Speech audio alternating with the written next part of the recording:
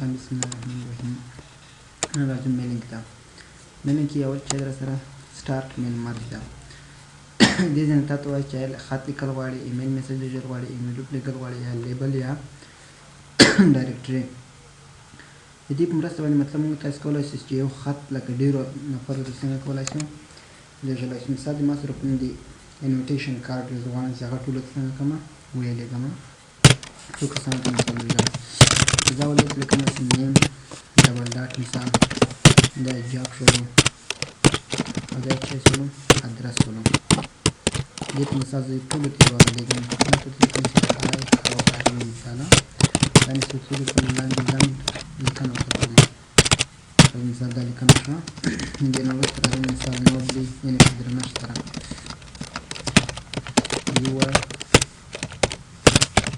your friend مثال رحیمي صحیح شوه. اوس غواړم دا مکتوب مطلب لسو شلو دېرشو کسانو ته ولیږم. نو زه به دا مکتوب څو ځلې لیکم؟ لس شل دېرش ځله. د دې په خاطر د دې مکتوب د زیات لیکلو نه خلاصم. یوازې نه د چا نه استفاده کوم، د میل مرج نه استفاده کوم چې یوازې د هغو نومونه او جاب ادرس لیکم. راځم دلته سټپ بای سټپ میل مرج باندې کلیک کوم. دلته راته وایي چې آیا خط لیکل غواړي، ایمیل میسج لیکل غواړي، لفافه جوړول غواړي، لیبل لکه پرونه چې درته وایي چې لیبل یا ایمیل جوړوو. زه خط لیکل غواړم. نیکسټ. دلته درته وایي چې how do you want to set up your letter.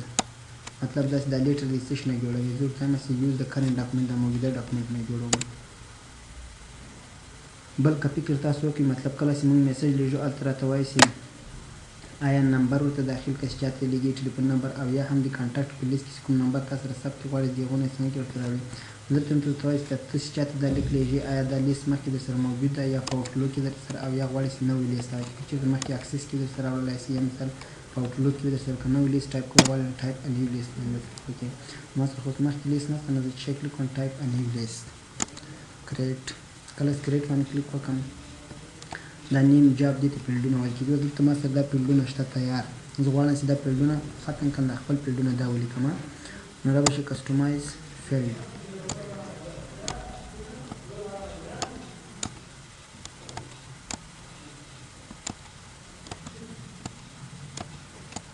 دا فیلډونه ټول څنګه کوم؟ ختم کوم. دا به ټول ختم کوم. دا مې ټول ختم. مثال دا نیم کوم. دلته ورکوم چې اول ما سره نیم ده، نیم ورکوم.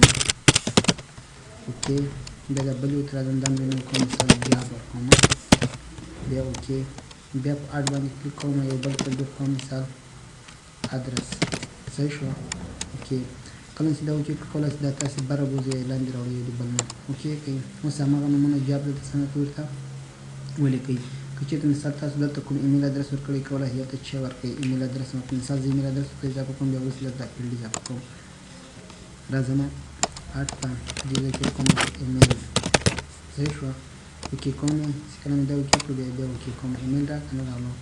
ښه. د دې وروسته راځم دلته مثال عمر ایمیل عمر انډرسکور خان @yahoo.com. صحیح ده. وظیفه مثال ټیچر ادرس مثال خوب. صحیح شوه. عمران د مثال وظیفه عمران انډرسکور خان @yahoo. صحیح شوه. وظیفه مثال انجینر د ادرس څه ده پکتیکا مثال. صحیح ده. خبر څو ده مثال جاوید د انجینر ده جاوید انډرسکور وفا @yahoo.com. صحیح شوه. وظیفه انجینر د مثال لاندې پکتیکا ده. څو نفره شول؟ درې. یو بل مثال یې کوم همت ایمیل ادرس یا yahoo.com. وظیفه مثال CPR ډاکټر حسنه همدغه پکتیکا. صحیح شوه. یو بل اضافه کوم مثال زبیح انډرسکور جان @yahoo.com. صحیح شوه. وظیفه چې مثال ډاکټر کابل مثال. څو نفر همداسې څومره نفرو ته چې لیږي کولی شي دې ځای نه ولیږي.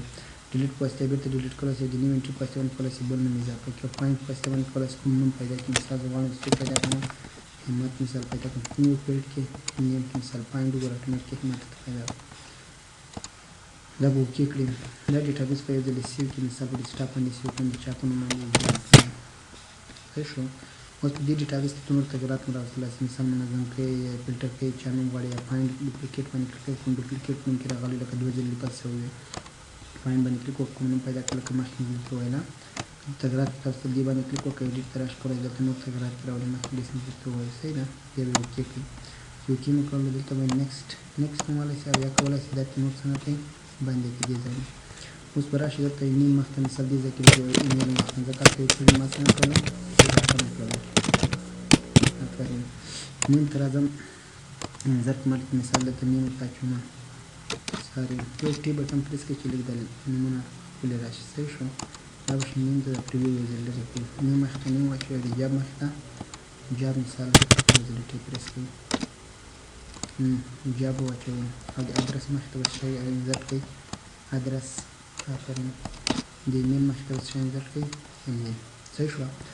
اوس دې ځای ته کولی شئ سلیکټ ریسپشن ته راشئ، مثال نوی لیست جوړوئ یا اګزسټینګ لکه اوس مخکې درته وویل، دې ځای کې نو نوی لیست جوړول مخکې ته موجود کړلو.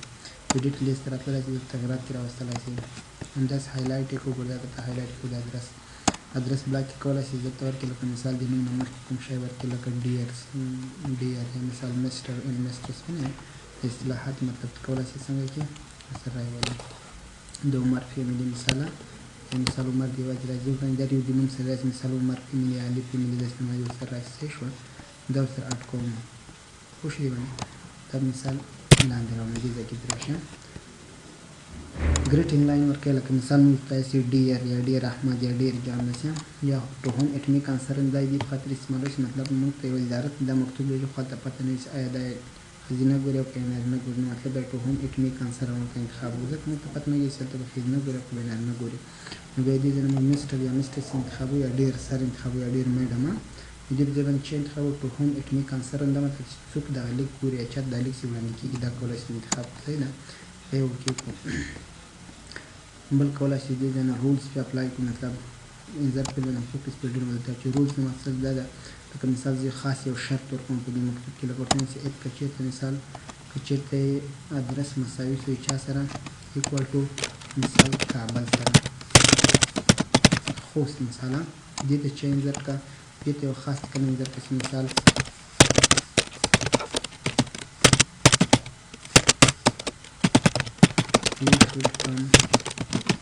ایرلاین ته باید واخیستل شي، که چېرته خوست نه و مطلب ادروایز که چېرته بل یو بیا دې ته ولیکه چې یو شوډ کم صحیح ده، یو شوډ کم آن ټایم، تاسو باید په خپل وخت باندې راشئ صحیح ده. دې موږ ته څنګه کومه اوکې، کله چې دا اوکې کړو یو شوډ کم آن ټایم صحیح شوله.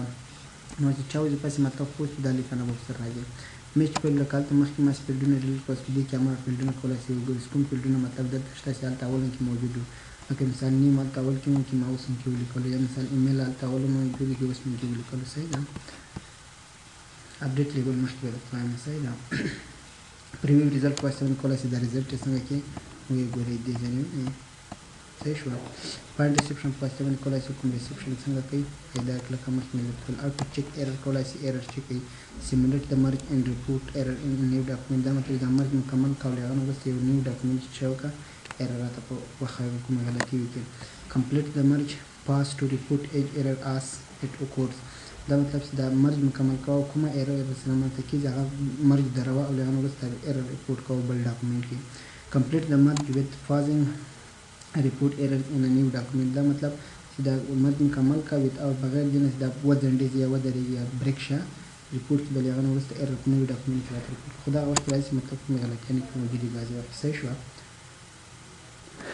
بس دا عملیات تاسو کولی شئ دې ځای نه پوره کړئ. مثال ایډیټ انډیویجوال ډاکومنټ کې تغیرات کوي یا یې پرنټ کوي یا لیژې مثال چاته اوس دلته لنډه خبر داسې ایمیل ورته انتخاب کړئ، سبجیکټ لاین به ورکړئ، له هغه ورته چا وکړي آل مطلب ټولو ته لیږي یا موجوده ډاکومنټ یوازې د دوه نورو کار ته لیږي، دلته کوم یو یا یې څونه مثال که سل وي زه غواړم د شلو نه ولیږم تر څو پورې دا بیا ورته بیا به کلیک وکړئ، ایمیل ته به راشئ، سبجیکټ لاین هم ورکولی شئ، مطلب اعلان بر د ایمیل سبجیکټ هم ورکولی شئ صحیح شوه. ښه زه اوس راځم ایډیټ انډیویجوال ډاکومنټ باندې کلیک کوم، آل ټول کرنټ مطلب موجوده ریکارډ لکه دا دوه نوي ده پرام لږ څونه تر څو پورې مثال آل ټول انتخابوم اوکې کوم، دا وګورئ ما سره ټول ډاکومنټونه راشي، وګورم د ټولو دپاره څنګه شو جوړ شو. عمر سو مطلب یو شوډ کم آن ټایم سو صحیح ده دا مې پکتیکا د مثال یو شوډ کم آن ټایم کله چې د خوست وي کوم نفر مطلب لاندې راشي دلته وګورئ کوم نفر د خوست و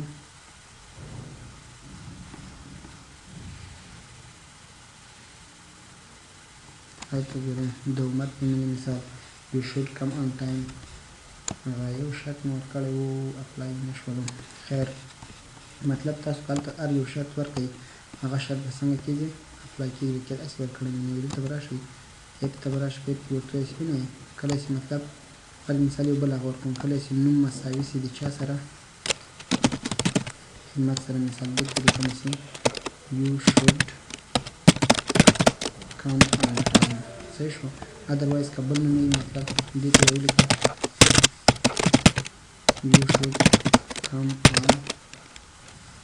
you should come early مطلب نور که هغه د وختي راشي خو دا د خپل وخت باندې راشي اوکې که کله مو چې اوکې کړ